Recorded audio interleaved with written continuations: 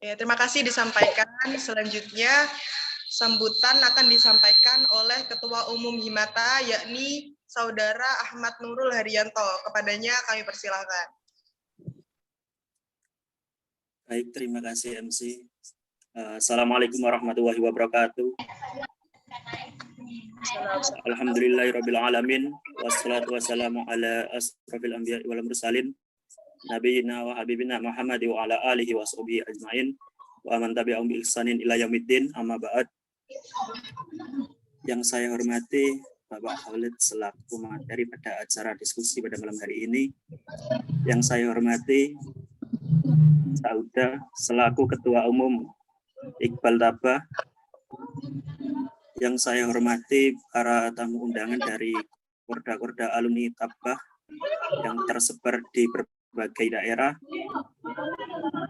Dan tak lupa yang saya banggakan para pengurus Himata dan anggota Himata semuanya.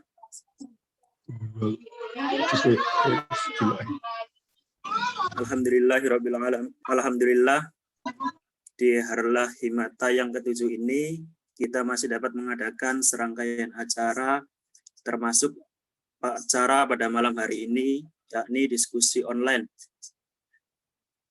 dengan tema peran santri di era digital dalam menghadapi perubahan global dan intoleransi. Semoga acara ini dapat berjalan dengan lancar dan kita semua dapat mengambil hikmah dari acara pada malam hari ini.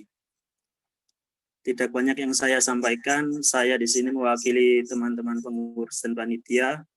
Memohon maaf karena masih banyak kekurangan di sana sini. Saya ucapkan mohon maaf yang sebesar-besarnya. Semoga di acara Harlah Himata yang ke-7 ini, Himata dapat semakin berkembang untuk lebih baik lagi ke depannya. Mungkin itu saja yang dapat saya sampaikan. Kurang lebihnya mohon maaf. Wallahul muwaffiq ila aqwamit thoriq. Assalamualaikum warahmatullahi wabarakatuh. Terima kasih disampaikan. Selanjutnya saya sambutan akan disampaikan dua patah kata saja dari Ketua Iqbal Tabah. Monggo, saya persilahkan.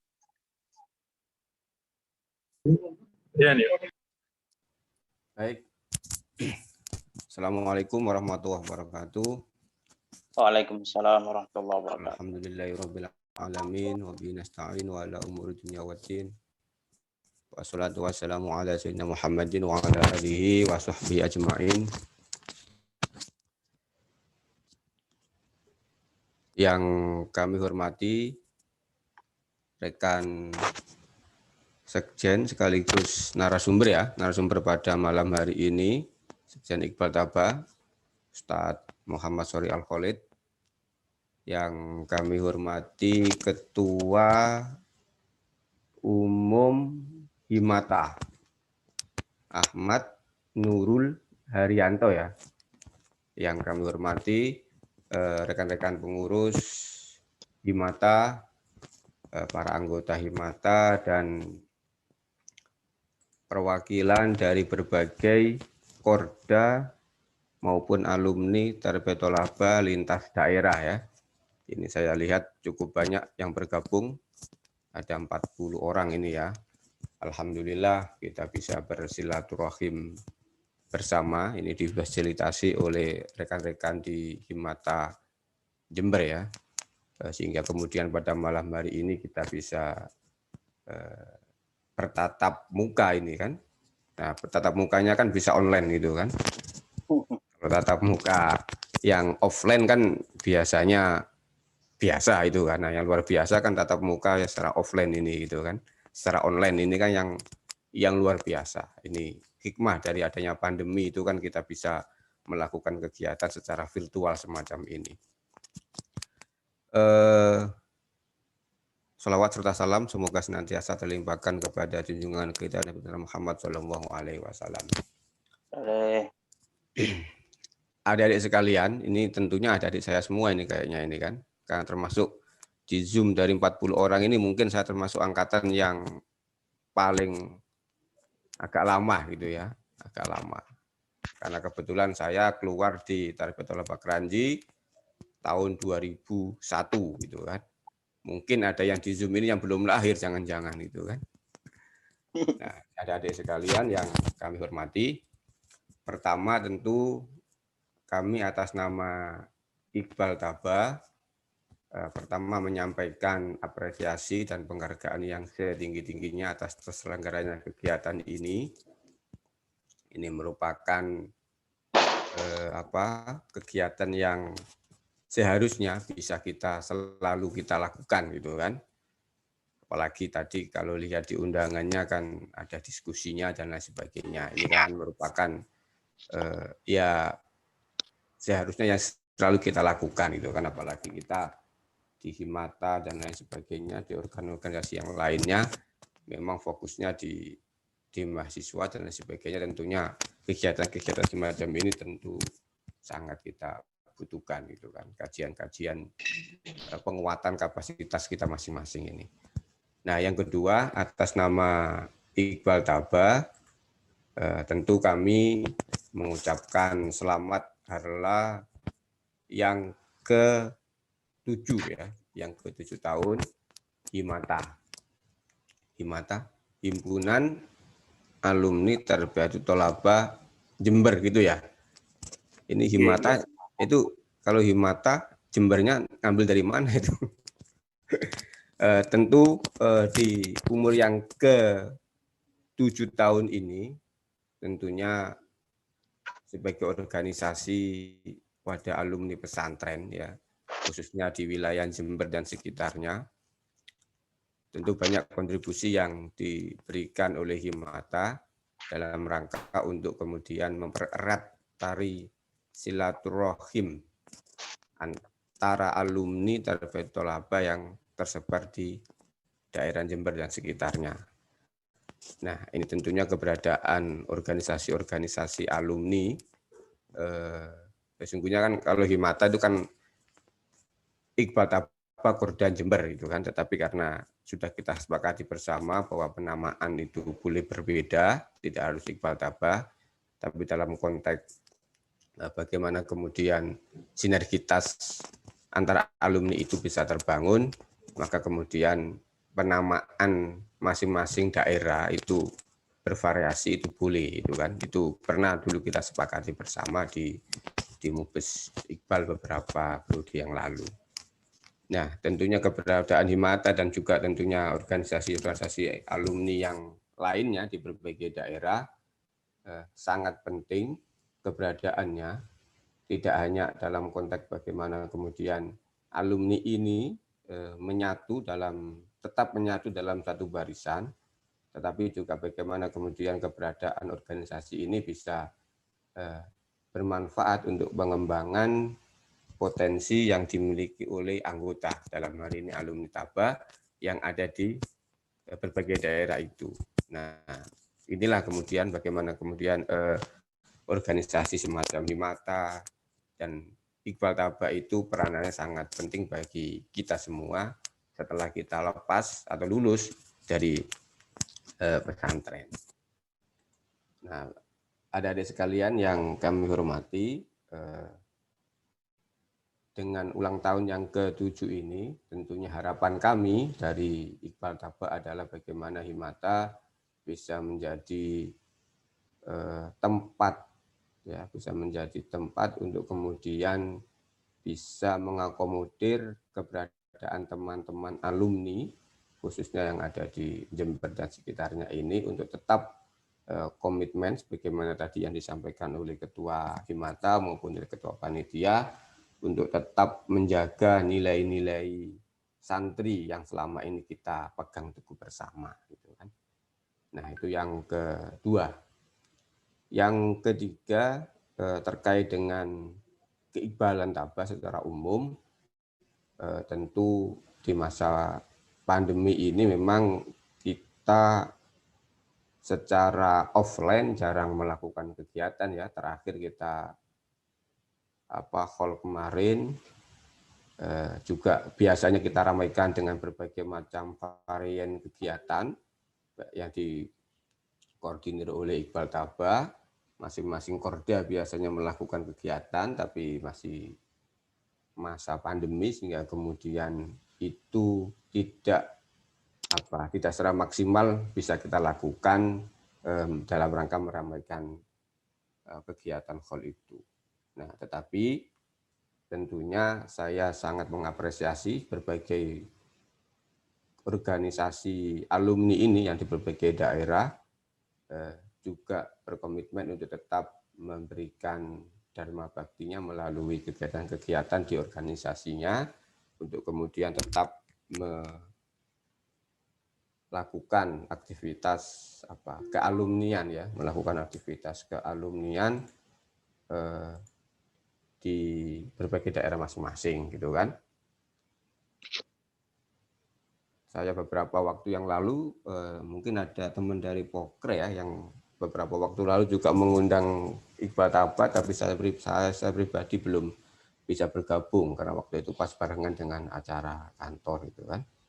Nah, setelah kita monitoring memang cukup aktif ya, sangat aktif sekali kegiatan yang dilakukan oleh teman-teman alumni yang ada di berbagai daerah ini. Tentunya kami sebagai Iqbal Taba mengapresiasi dan akan selalu mendukung setiap kegiatan yang dilakukan gitu. Nah, Iqbal Taba tentunya nanti ya secara periode sesungguhnya ini sudah harus mengakhiri masa ya. Semoga nanti di Khol tahun depan ini, ya Khol tahun ini ya, kita di pesantren bisa mengadakan kegiatan sehingga kemudian bisa ada regenerasi kepengurusan di Iqbal Taba. Sehingga kemudian sudah waktunya ini beralih ke adik-adik sekalian untuk mengembangkan Iqbal Taba ke depannya. Itu yang ketiga. Yang keempat terkait dengan tema yang digagas, saya kira ini sangat tepat sekali. Ya, nanti Mas Khalid akan menjelaskan bagaimana kemudian terkait dengan tema ini korelasinya, apalagi tema yang tadi ya, temanya terkait dengan peran santri di era digital. Nah, ini kan apalagi ini era disrupsi ini kan sangat ya sebuah tantangan bagi kita semua khususnya santri, bagaimana kita bisa mewarnai kehidupan era digitalisasi semacam ini dengan lebih baik gitu kan. Kemudian subtema yang kedua tentang intoleransi. Nah, ini kan juga isu-isu yang sesungguhnya sangat relevan untuk kita ketahui bersama. Walaupun sesungguhnya konteks intoleransi dan sebagainya ini kan kita sudah sangat santren kan, kita sudah sangat diajarkan untuk kemudian saling bertoleransi gitu kan. Nah, kalau kemudian tiba-tiba kita keluar pesantren, kemudian ada kata-kata intoleransi ini yang kemudian semoga aja kita tidak kaget gitu kan. Ya, kita sebagai santri semoga tidak kaget dengan bahasa-bahasa ini, tetapi saya yakin dan kita yakin dengan modal yang kita miliki, kita lama di pesantren, digembleng di pesantren, ajaran-ajaran atau ajakan-ajakan yang berbau intoleransi ini bisa kita tangkal gitu kan, dan bahkan kita mempunyai kewajiban untuk kemudian bagaimana kita bisa memberikan contoh gitu kan sebagai santri yang keluar dari pesantren. Tentunya kita harus bisa memberikan contoh bagaimana kita hidup bertoleransi gitu kan, hidup bertoleran antar sesama gitu kan.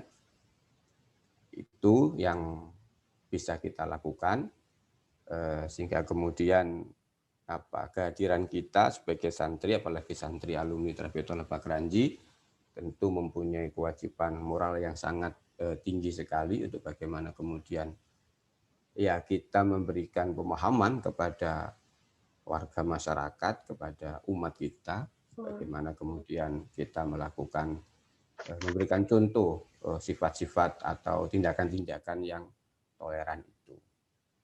Ya kan? Kalau nanti akan disampaikan oleh Mas Khalid bagaimana kemudian akar akar-akar daripada intoleran itu terjadi gitu kan, nanti akan disampaikan itu kan, tahap-tahapan bagaimana orang itu bisa menjadi intoleran, terus kemudian apa kan biasanya kalau intoleransi itu sedikit naik lagi menjadi tindakan yang radikal gitu kan.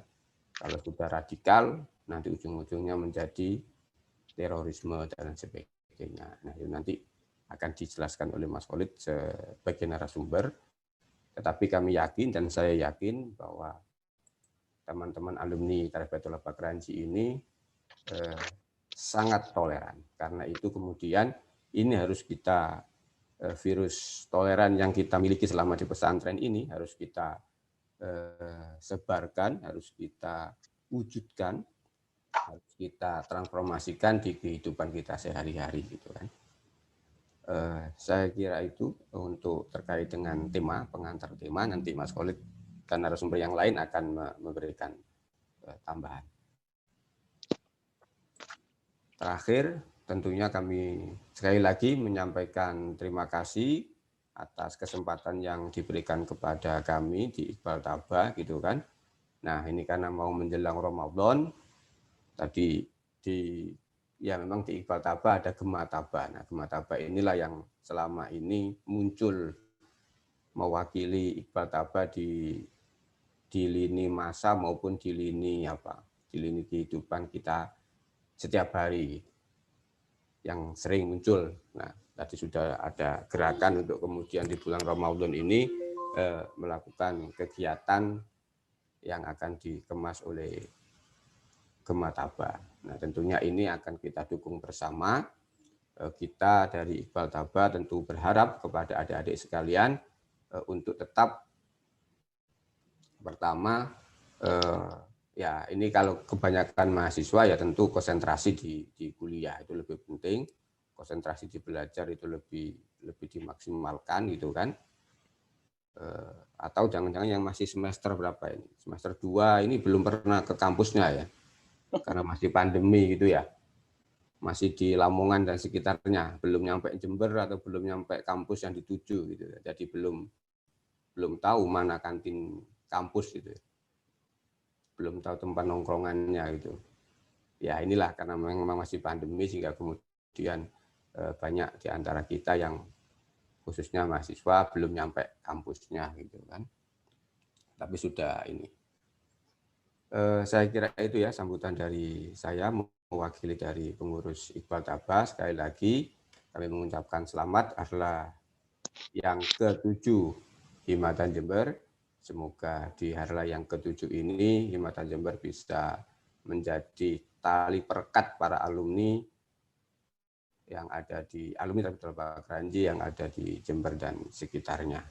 Saya kira demikian dan semoga kita senantiasa dalam lindungan Allah Subhanahu wa taala, sehat selalu, kita bisa dipertemukan bulan Ramadan ya, tinggal 2 hari lagi kita akan menuju bulan Ramadan.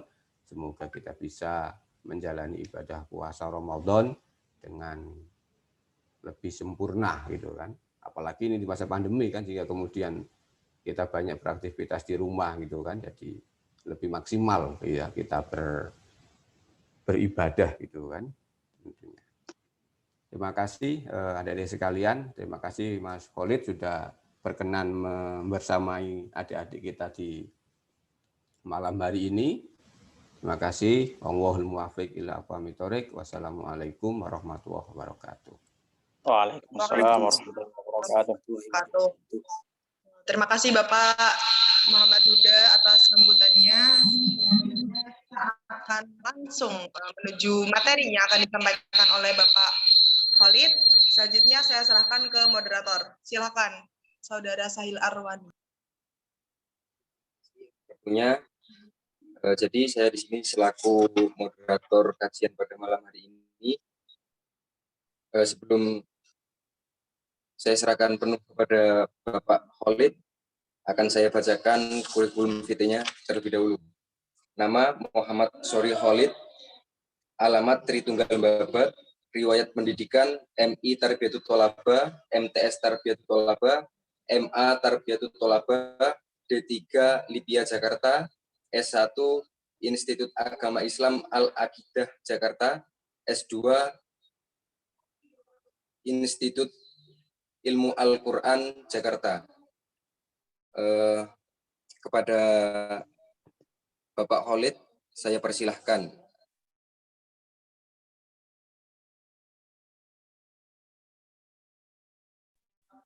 Saya dengar. Bismillahirrahmanirrahim. Assalamualaikum warahmatullahi wabarakatuh.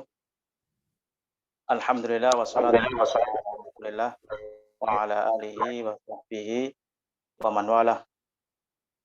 Rabbi syrah li sadri wa yassir li amri wahlul 'uqdatam min lisani yafqahu qawli. Yang saya hormati Ketua Himata yang baru ini ya, Mas Nurul Haryanto.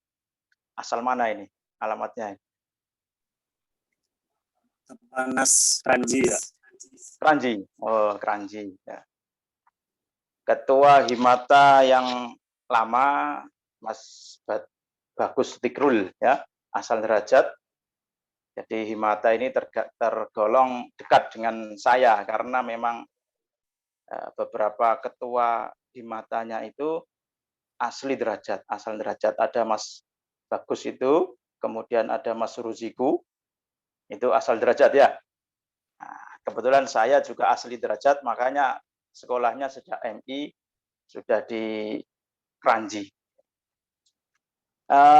Kebetulannya lagi gurunya Wong Sak Derajat, Pak Yahya, itu juga lulusan Jember. Ya, mungkin banyak yang nggak tahu ini, Pak Yahya itu lulusan Jember. Jadi kalau sampean semua mau sowan itu ya bisa dimasukkan beliau sebagai pembina di Himata gitu. Ya, terima kasih. Kemudian tak lupa juga untuk semua pengurus-pengurus Himata yang berbahagia. Nah, di antaranya ada ini rata-rata kemungkinan ini pernah saya ajar yang sudah di Kranji. Nah, pernah ngalami saya ulang di MA Tabah, khususnya yang lulusan MA Tabah. Nah, terus ada lagi siapa itu? Riyah ya. Riyah itu dulu yang pernah gabung di tim An-Nasihah. Ya, kebetulan waktu itu pertama kali saya ditunjuk sebagai pembina majalah An-Nasihah. Dan kebetulan yang pertama kali pimretnya itu ya Riyah itu yang sekarang di Jember. Cak Huda, ketua umum kami, kalau beliau ini dulu di Kranji, kakak kelas saya, pas saya adik kelasnya. Jadi saya lulusan Kranji itu 2002 dari MA Tabah. Nah, teman-teman semua yang berbahagia, sebelum masuk pada materi, saya kira perlu mengulangi lagi apa yang disampaikan oleh Ketua Umum Iqbal Tabadati terkait apresiasi sebesar-besarnya kepada teman-teman Himata Jember atas terlaksananya kegiatan diskusi semacam ini. Ini saya kira bisa menjadi tambahan wawasan yang penting bagi teman-teman alumni Tabah Kranji khususnya dan untuk teman-teman alumni yang lainnya. Apalagi zaman sekarang itu kan bikin semacam seminar ini kan beda dengan zaman saya dulu kan. Kalau bikin seminar zaman dulu itu bendaharanya mumet. Selain mikir tempat, mikir kursinya sewa berapa, bikin baliho, spanduk, narasumbernya di amplopi berapa gitu kan. Kalau sekarang nggak tahu ada amplopnya apa enggak gitu. Ya, jadi ketua panitia habis berapa ini acaranya ini ya. Nah, zaman sekarang kan cuman butuh itu paket data begitu saja yang zaman sekarang itu tergolong sangat mudah kita mendapatkan paket data untuk menggelar beberapa acara semacam webinar ini. Kemudian tak lupa saya sampaikan selamat hari ulang tahun Himata yang ke-7. Semoga bisa menjadi salah satu organisasi alumni yang menginspirasi di antara sekian banyak organisasi alumni yang tersebar di seluruh Indonesia.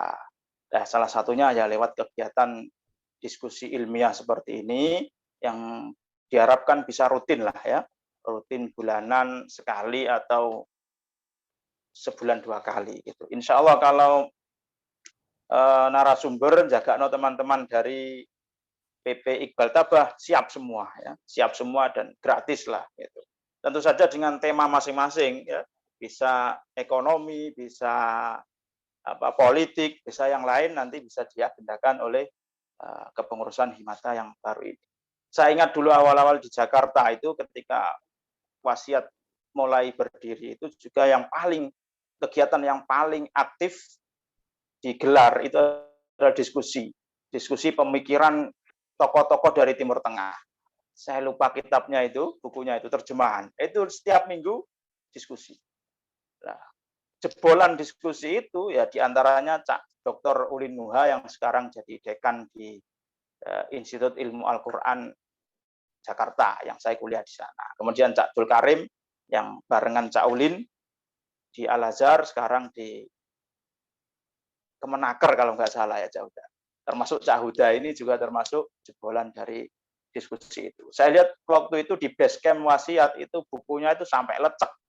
Ya, karena bolak-balik dikaji, dibaca, dibandingkan dengan buku yang lain gitu. Nah, itu bisa mungkin dinapak tilasi oleh teman-teman di Mata lewat kegiatan semacam ini. Kemudian tadi sudah saya ke panitia yang sesuai dengan tema yang diberikan pada saya, yaitu peran santri di era global dan tadi slide-nya host bisa di itu.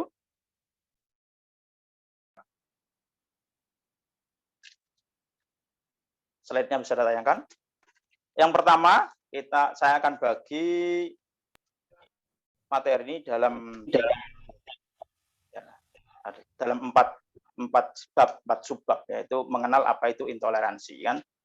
Yang pertama yang perlu kita ketahui, next.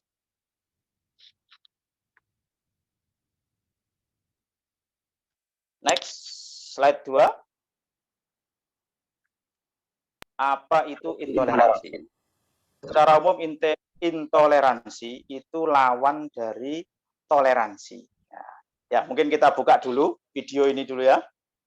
Nah, kita buka dulu video.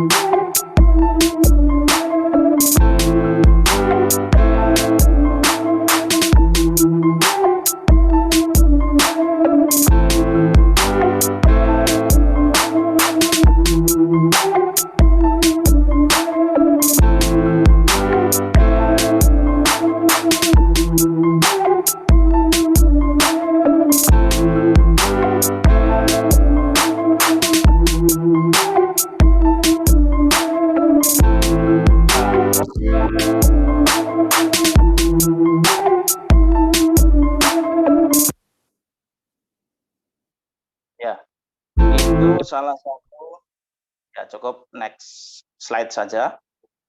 Itu salah satu contoh bentuk intoleransi yang terdapat di dekat kita. Nah, itu terjadi di Jawa Barat dan bisa jadi terjadi di wilayah kita, di tempat-tempat sekitar kita. Nah, itu karena beda agama, beda keyakinan, seseorang bisa bersikap seperti itu. Nah, yang pertama yang perlu kita ketahui dulu adalah apa itu intoleransi. Sikap intoleransi yaitu tidak mau menghargai atau tidak mau menghormati perbedaan. Nah, tidak mau menghormati atau menghargai perbedaan. Nah, perbedaan ini macam-macam. Bisa perbedaan suku, perbedaan ras, warna kulit, atau bahkan agama. Bahkan mungkin kalau dalam skala kita yang lebih kecil, perbedaan organisasi macam NU, Muhammadiyah, dan lain sebagainya. Nah, itu sikap intoleran seperti itu. Nah, di Barat, di dunia Barat itu intoleransi sudah meningkat bentuknya dalam bentuk rasisme. Kita baca banyak berita itu, mereka banyak sekali meremehkan, bahkan merendahkan orang lain, manusia lain, hanya gara-gara beda warna kulit. Hanya gara-gara kulitnya hitam. Itu di Barat. Makanya kalau kita lihat di bola, tayangan olahraga itu di bola mesti ada kampanye no rasis. Sehingga ketika ada pemain yang terindikasi melakukan rasisme, tindakan rasisme, itu langsung dihukum denda sekian ratus juta. Atau bahkan kalau penontonnya melakukan tindakan rasisme, itu ya klubnya langsung kena denda. Gitu. Lah, Barat itu sampai sekarang itu masih berkutat dalam rasisme yang hanya karena intoleransi dalam hal perbedaan warna kulit. Karena selama ini mereka itu terkungkung bahwa ras kulit putih jauh lebih baik, lebih hebat daripada ras kulit berwarna atau kulit hitam lah dalam bahasa kita. Kita bersyukur sebagai seorang Muslim itu sejak awal Kanjeng Nabi Muhammad SAW diutus itu sudah langsung mengkampanyekan anti rasisme, mengkampanyekan persamaan derajat antar manusia tanpa membedakan warna kulit maupun asal daerahnya. Pokoknya Islam kita bersaudara. Seperti kalbunyan yashuddu ba'dukum ba'do. Kita itu kalau sudah masuk Islam itu seperti sebuah bangunan yang saling menguatkan. Bahkan Bilal itu kan mantan budak kulit hitam sekali. Didaulat oleh Rasulullah sebagai muadzin beliau. Nah, pas peristiwa Haji Wada, usai berhala-berhala dihancurkan, Bilal disuruh naik ke atas Ka'bah azan. Orang-orang Quraisy, kafir Quraisy yang waktu itu baru masuk Islam atau bahkan masih terpaksa masuk Islam, itu sudah ngenggerutu aja. Iki apa-apaan ini? Mosok gagak hitam kok dikasih penghormatan seperti itu. Nah, ini ajaran Nabi untuk melawan rasisme sejak awal agama ini dibawa oleh Rasulullah. Kemudian intoleransi ini kalau kita pahami lagi, itu lawannya adalah toleransi. Ya, yang artinya menghargai perbedaan, menghormati perbedaan. Dan itu toleransi ini tentu saja ya bagian dari akhlak seorang muslim. Sehingga orang yang intoleran jelas telah melakukan akhlak madmumah ya, akhlak madmumah. Karena toleransi, orang yang toleran itu melakukan akhlak mahmudah, akhlak yang terpuji, sehingga intoleran, pelaku intoleran sedang melakukan akhlak madmumah, akhlak yang tercela. Kemudian orang yang intoleran itu berarti tidak menentang sunnatullah, menentang ketetapan Allah atas manusia ini. Ya kan manusia itu kan sudah diciptakan berbeda-beda kan. Di Quran itu sampai 4 kali disebut bahwa memang sengaja Tuhan itu menciptakan manusia itu beda-beda. Walau sya'allahu la ja'alakum ummatan wahida. Nek Gusti Allah pengen itu sebenarnya gampang wae. Gawe menungso model siji. Tapi kan gak pengen ya. Memang pengennya Gusti Allah itu beda-beda. Syu'uban wa qabaila, terdiri dari berbagai suku dan bangsa. Tujuannya apa? Supaya lita'arafu, saling mengenal, saling toleransi, saling ya menguji kita lah, menguji kita apakah kita itu tetap bisa menjadi orang yang baik atau tidak dengan model ujian kita diciptakan sebagai ras kulit putih menghadapi orang ras kulit hitam begitu. Kemudian slide berikutnya, penyebab intoleransi ya. Apa sih? Oh ya, sebelum saya masuk ke penyebab intoleransi, sampaikan dulu kata-kata Dr. Irfan, ini ketua deradikalisasi terorisme, bahwa intoleransi itu adalah radikalisme. Ini apa ke sebelumnya, slide sebelumnya. Yang ketiga kalau nggak salah, ketiga apa keempat itu sebelumnya. Nah ya, menurut Direktur BNPT ya, Direktur Radikalisasi BNPT, Dr. Irfan itu mengatakan bahwa intoleransi adalah benih dari radikalisme dan terorisme. Jadi kalau orang sudah ambu-ambu intoleran, sudah tidak menerima perbedaan, tidak mau menerima tidak terima bila tetangganya beragama lain, bermadzhab lain, atau bergaya pakaian yang lain, nah itu sudah ada benih-benih intoleran. Tapi belum radikalis. Karena kalau masih sekadar sebatas pemikiran, sebatas pendapat, itu masih intoleran. Tapi kalau sudah naik pada sikap atau perilaku, itu sudah radikal. Kalau sudah radikal nanti efeknya akan menjadi terorisme yang bentuknya adalah menakut-nakuti. Irhab dalam bahasa Arab itu irhab, teroris itu irhabi. Nah, perilaku terorisme irhabiyah, terorisme.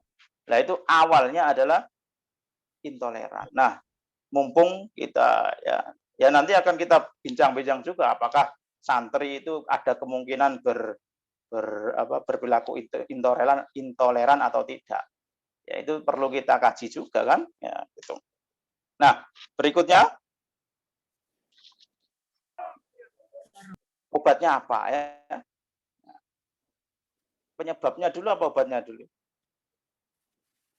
Penyebabnya ya, penyebab intoleransi itu pertama ya minimnya ilmu.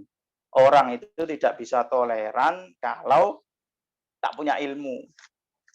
Misalnya dalam soal agama misalnya, dalam soal yang paling banyak kita baca tentu saja misalnya kunut misalnya. Kalau kita tidak memahami betapa luasnya pendapat para ulama terkait kunut subuh, itu bisa jadi kita sendiri orang NU itu juga akan bersikap intoleran terhadap saudara kita yang subuh tidak kunut. Nah, ya bisa jadi kita nggak melakukan boikot pada suatu masjid atau musola yang kita ketahui imamnya tidak kunut subuh. Bisa jadi. Lalu semangat gawe musola dhewe gitu. Iya nek kapan ono jamaah gitu ya. Lah salat dhewe di adzan-adzani dhewe, qomat dhewe, salat dhewe. Kalau ada jamaahnya sih enggak apa-apa gitu kan. Nah, kalau ono jamaah. Nah, itu orang bisa toleransi kalau kita mengetahui betapa luasnya pendapat ulama tentang sholat kunut di waktu subuh. Ya itulah yang dilakukan oleh Imam Syafi'i. Imam Syafi'i itu pembela utama kunut subuh. Bahkan saking membelanya beliau sampai menyatakan bahwa jika orang lupa kunut pada waktu subuh itu harus diganti dengan sujud sahwi, kan begitu. Sampai segitunya. Nah, tapi ini ketika Imam Syafi'i berkunjung ke kota Baghdad, sholat di masjid di Baghdad, beliau subuh nggak kunut. Nah, waktu subuh nggak kunut. Habis sholat subuh, sahabat-sahabatnya bertanya, ya Imam, jenengan ini kan dikenal pembela kunut subuh. Kok waktu sholat subuh di sini kok mboten kunut? Saya menghormati orang yang dikubur di tanah kota ini. Nah, orang yang dikubur di tanah kota ini. Siapa itu? Imam Abu Hanifah. Imam Abu Hanifah yang berpendapat bahwa kunut subuh itu tidak sunnah. Tidak sunnah kapanpun, kecuali nazilah, ketika terjadi bencana, terjadi ta'un dan lain sebagainya. Itu saja. Kalau subuh nggak sunnah sama sekali. Bahkan mungkin menjurus ke bid'ah ya, menjurus ke bid'ah kalau kita kunut subuh. Lah itu Imam Syafi'i tidak kunut subuh gara-gara menghormati Imam Abu Hanifah yang waktu itu sudah wafat. Nah itu kalau orang nggak punya pengetahuan yang luas, nggak punya ilmu yang dalam, ya nggak mungkin bisa begitu kan, langsung aja ya, tambah disengojo. Nah, misalnya kalau kita disuruh jadi imam di mana misalnya, di komunitas orang Muhammadiyah misalnya, yang sholatnya biasanya tanpa bismillah ya, misalnya tanpa bismillah langsung alhamdulillahirabbil alamin. Nah, dilalah kita kok disuruh jadi imam. Nah, kalau kita bukan orang yang toleran, bukan orang yang berilmu luas, itu pasti sengaja bismillah bawaan. Usolli fardhus subhi bayanter ya. Usollinya banter, bismillah banter. Kapok tagak kon. Nah, sing mburi tambah lot atine. Nah, gerutu ya. Nah, itu kan kalau misalnya kita tidak berilmu. Ya, jadi kuncinya yang pertama adalah orang itu jadi toleran atau tidak intoleransi, itu harus berilmu. Yang kedua, emosi. Orang jadi intoleran, punya sikap intoleransi itu karena emosi besar, semangatnya gede, ilmunya minim. Semangatnya gede, ilmunya minim. Apalagi bagi mereka-mereka yang baru tobat. Nah, misalnya preman gitu, terus kemudian tobat, masuk Islam, bukan masuk Islam ya syahadat ulang gitulah. Ya, itu kan merasa apa? Dia merasa ketinggalan dibanding saudara-saudara yang lain. Saudara seperti kita ini yang sudah sejak kecil masuk Islam, mondok sampai tua, bahkan kuliah juga masih banyak yang tinggal di pondok. Nah, mereka itu sejak kecil wis nakal. Urip di jalanan, ngamen, menjambret, mencopet, kemudian gede-gede tobat. Coba bayangkan. Apa gak pengen godak? Nah, pengen godak mengejar ibadah sebanyak-banyaknya. Lah kemudian datanglah guru yang salah ya. Guru yang salah. Oh, kamu kalau Ramadan ayo kita sweeping rumah makan. Kalau Ramadan kita sweeping diskotik, hancurkan diskotik. Kalau ada orang laki-laki berdua goncengan, kok indikasinya bukan suami istri, tendang saja gitu ya. Nah, itu karena dianggap jihad ya, dianggap jihad yang memang dalam beberapa hadis termasuk afdholul a'mal ya, termasuk ibadah yang paling mulia gitu ya. Dan semangat sekali. Nah itu emosi, didahului mendahulukan emosi. Yang ketiga adalah kurang hati-hati. Jadi ya begitu, harus setan itu kan sudah dinas sebagai lawan kita yang nyata, musuh kita yang nyata. Dia akan selalu hadir dimanapun kita berada. Dalam setiap momen positif kita seperti ngaji begini ya, kajian, webinar begini, itu juga momen positif. Setan itu akan datang. Membisiki ya, bisiki. Gak usah milu wae, misalnya. Gak usah milu wae, engko tambah B gitu ya. Tapi kan gak mungkin milu. Akhirnya apa? Ya milu ae tapi ben kok iso ketok karo Pak Ketua Iqbal. Wah, dikenal Ketua Iqbal. Jadi awalnya misalnya niat untuk belajar, niat apa? Jadi kita nggak dapat apa-apa. Jadi ini setan itu selalu berusaha bagaimana caranya jika kita tidak merugi, ya minimal kita nggak dapat apa-apa gitu lah. Kalau kita tidak merugi, minimal nggak dapat apa-apa. Yaitu diantara penyebab orang punya sikap intoleransi. Kemudian obatnya apa? Sesuai dengan penyebabnya tadi, maka obatnya adalah tentu saja ya belajar, ya memperluas wawasan. Saya ingat pengalaman saya pribadi. Sekelas saya itu kan lulusan Keranji, di Keranji sejak MI, kemudian lulus di Keranji itu MAK. Diajar oleh para kiai Bashir, Kiai Doladi, Kiai Ilyas, Kiai Nur Salim, Kiai Salim Azhar, yang semuanya pakar-pakar Ahlus Sunnah wal Jamaah. Kemudian ketika saya ke Jakarta, saya pernah ikut kajian Ustadz Oman Abdurrahman. Mungkin yang sering dengar kabar berita terorisme tidak asing dengan nama itu. Ustadz Oman Abdurrahman. Itu pernah bikin kajian keislaman di masjid dekat Libya. Di masjid dekat Libya, ya, dekat kampus saya. Saya ikut. Loh, itu luar biasa sekali bagaimana beliau itu dalam nggak sampai 1 jam. Nggak sampai 1 jam itu bisa mencuci otak kita supaya bisa benci negara. Supaya benci Pancasila yang mereka sebut sebagai tauhid. Benci pada Megawati, Bu Mega yang waktu itu jadi presiden, bahkan sampai jamaahnya itu bisa mengatakan Bu Mega itu kafir. Kenapa? Karena perempuan jadi pemimpin. Dengan dalil-dalil Al-Quran dan As-Sunnah yang demikian mantapnya. Wah, luar biasa. Makanya kalau kita pernah mengikuti talk show, wawancaranya siapa itu? Ali Imron di NO Channel, itu kan Ali Imron itu dengan yakin itu bilang bahwa saya bisa bikin siapapun anak muda dalam 1 jam bisa jadi teroris. Nah, anak muda siapapun bisa jadi teroris. Saya terus mikir, wong saya saja yang sudah mondok sejak kecil saja bisa agak oleng dengan pemikiran Ustadz Oman Abdurrahman seperti. Apalagi misalnya anak lulus dari kecil SD, SMP, SMA, kemudian lulus SMA, kuliah di kampus negeri umum, yang kemudian ada ghiroh, semangat untuk hijrah, ya. Sekarang lagi tren hijrah gitu kan. Nah, semangat hijrah, ketemu Ustadz seperti itu, wah,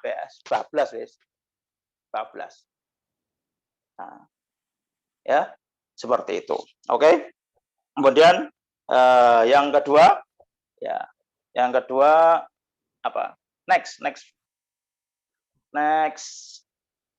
Nah, obatnya apa tadi? Memperluas cakrawala dan kemudian mengingat kembali bahwa setiap muslim itu bersaudara. Kita bersaudara seperti yang saya singgung tadi di awal, bahwa setiap muslim dengan muslim yang lain adalah kalbunyan, seperti sebuah bangunan yang saling menguatkan. Selain itu kita harus ingat bahwa ada konsep ukhuwah watoniyah. Kalau kita tidak dengan tetangga itu tidak sama-sama muslim, ya paling tidak kita sesama warga negara Indonesia. Kalau tidak sesama warga Indonesia, minimal ada ukhuwah basyariah. Kita menyadari bahwa kita itu sama-sama manusianya. Kemudian yang keempat, harus hati-hati dengan rayu setan. Dan yang terakhir, ini slide terakhir, karena waktunya terbatas, jadi saya lanjutkan. Bagaimana santri melawan intoleransi? Ya harus menjaga, harus saling menjaga.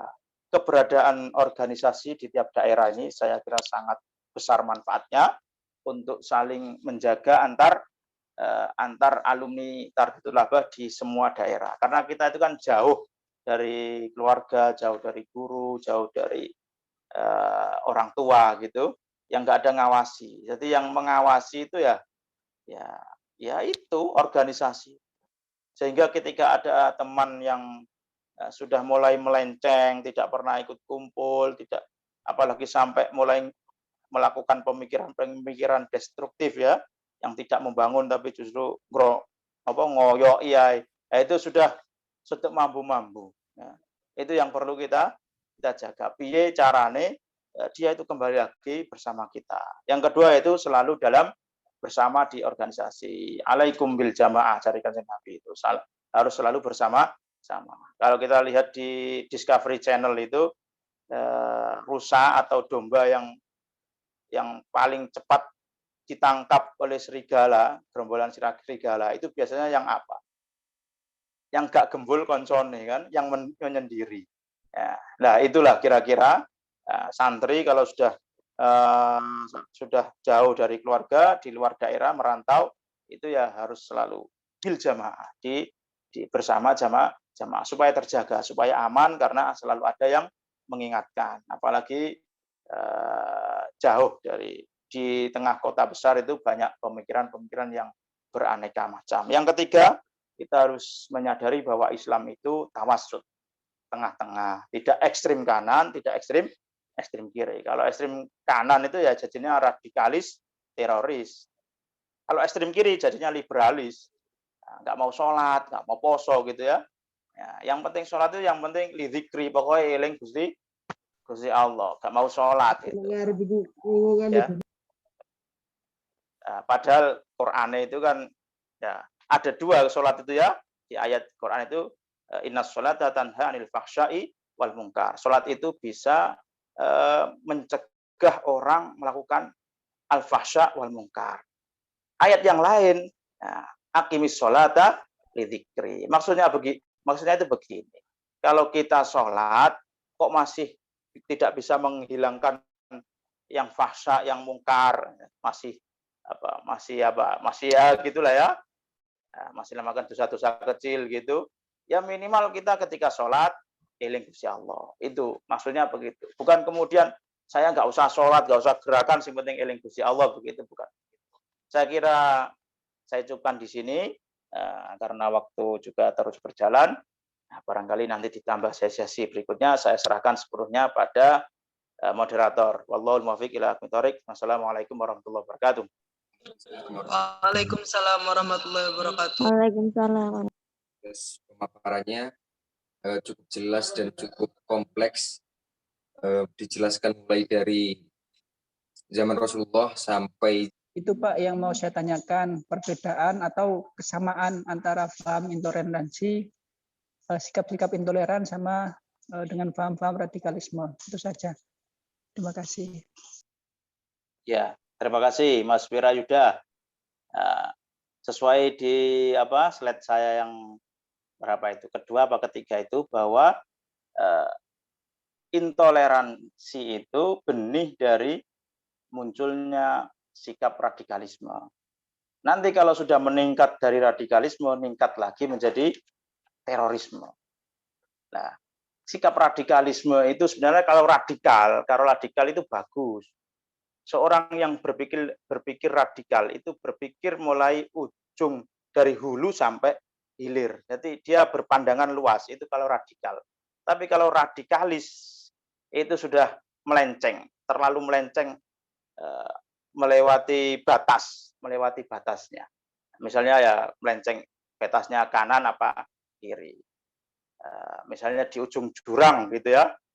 Nah, itu sudah mepet jurangnya, itu radikal.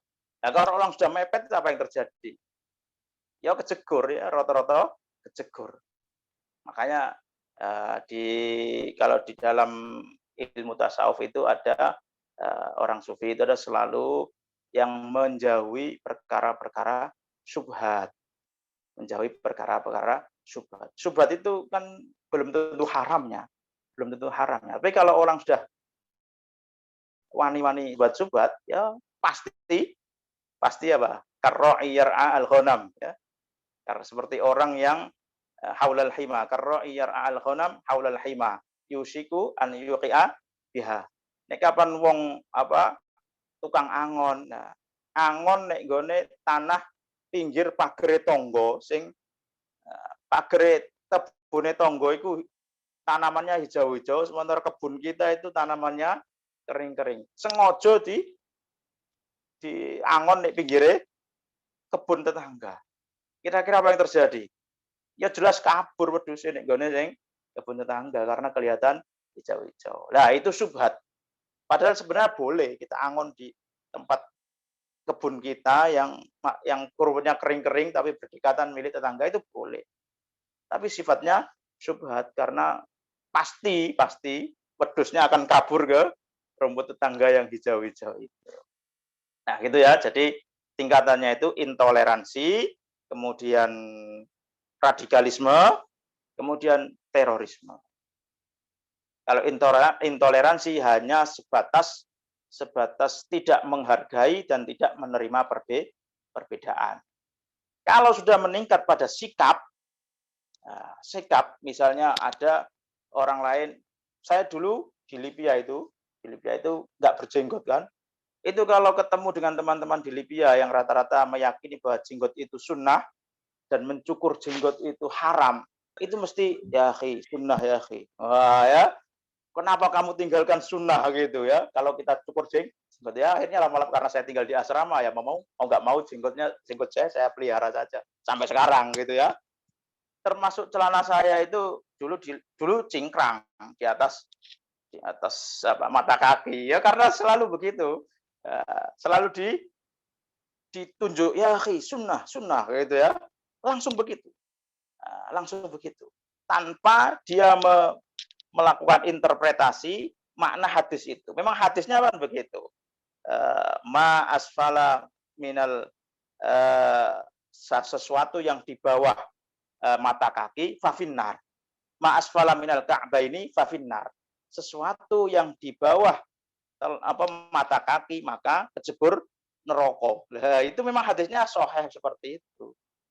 Tapi pemahamannya bukan berarti kalau orang celananya di bawah mata kaki pasti masuk neraka, tidak begitu ya.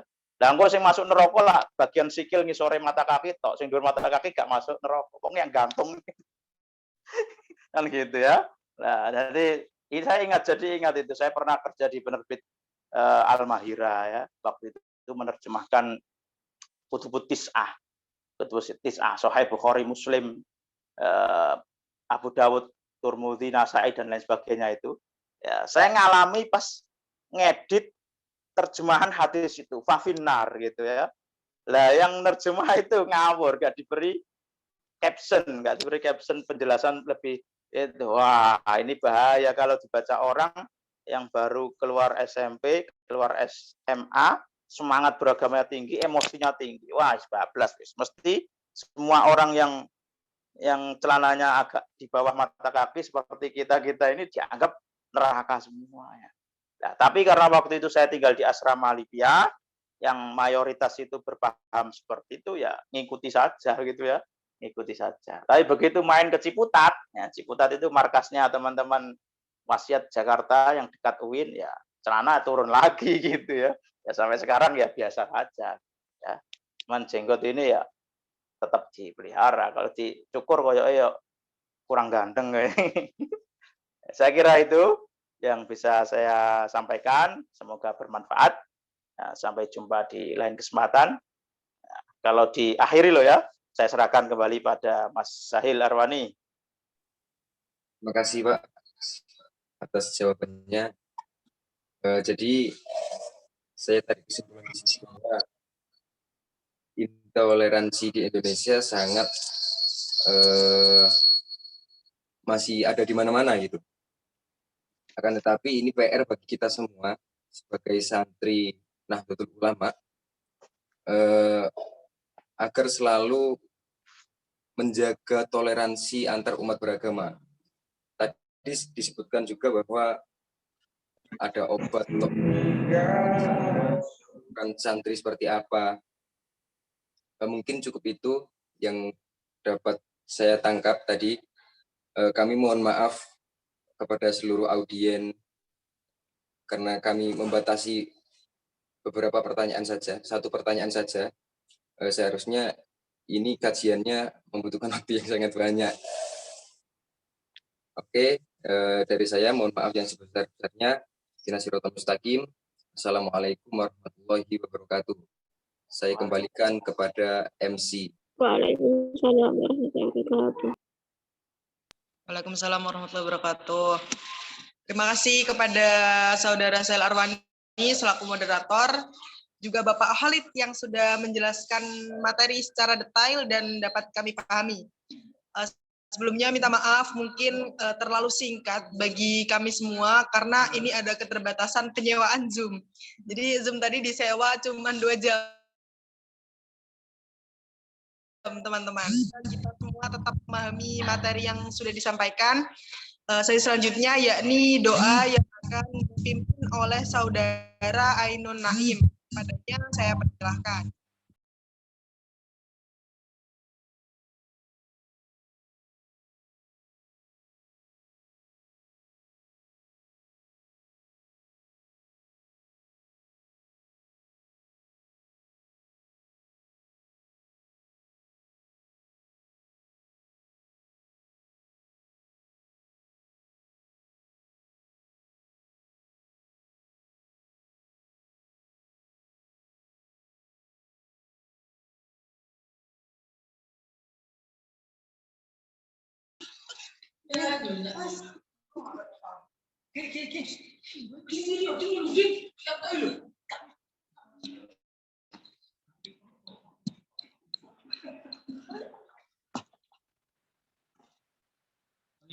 A'udzu billahi minasyaitonir rajim. Bismillahirrahmanirrahim. Alhamdulillahirabbil alamin. Hamdan yuwafi ni'mal wa yukafi majida.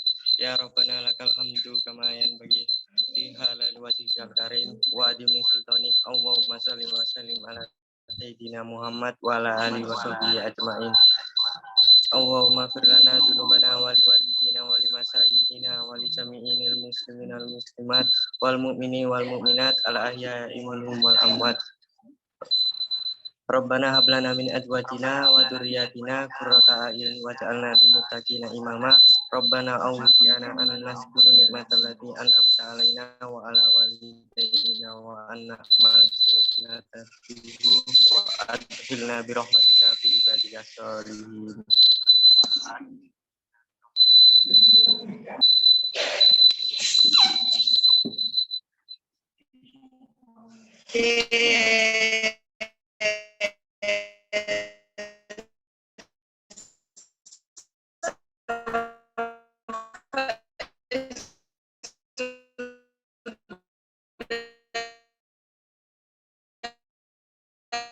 Rangkaian acara kita pada keluar dari Zoom masing-masing karena waktunya tinggal. Sebentar on cam kamera. Oke, diberi waktu beberapa menit ya. Sampai 21.06. Oke, silakan menyiapkan diri masing-masing. Mari kita cis bersama-sama. Yo mah. Apa badi? Iki lho kok ono Ase, jorong. Oke, Mbak Sinta yang tukang dokumentasi sudah siap? Mana? Saya ikut foto. Saya belum. Halo. Ah, saya... Apa badi? Oke, silakan on cam semua. Alhamdulillah, ku syukuri semua. Terima kasih-Ku ya Allah atas indahnya hidup. Alhamdulillah, ku syukuri semua. Terima kasih-Ku ya Rabbi atas rahmat dalam hidup. Kurang lebihnya kami seluruh keluarga Himata, mohon maaf yang sebesar-besarnya. Bapak Khalid dan lain-lain, Bapak Huda juga, terima kasih banyak sudah menghadiri. Saya tutup ya acara pada malam hari ini. Assalamualaikum warahmatullahi wabarakatuh. Waalaikumsalam warahmatullahi wabarakatuh. Waalaikumsalam. Waalaikumsalam warahmatullahi wabarakatuh. Waalaikumsalam warahmatullahi wabarakatuh. Waalaikumsalam warahmatullahi wabarakatuh. Izin pamit ya.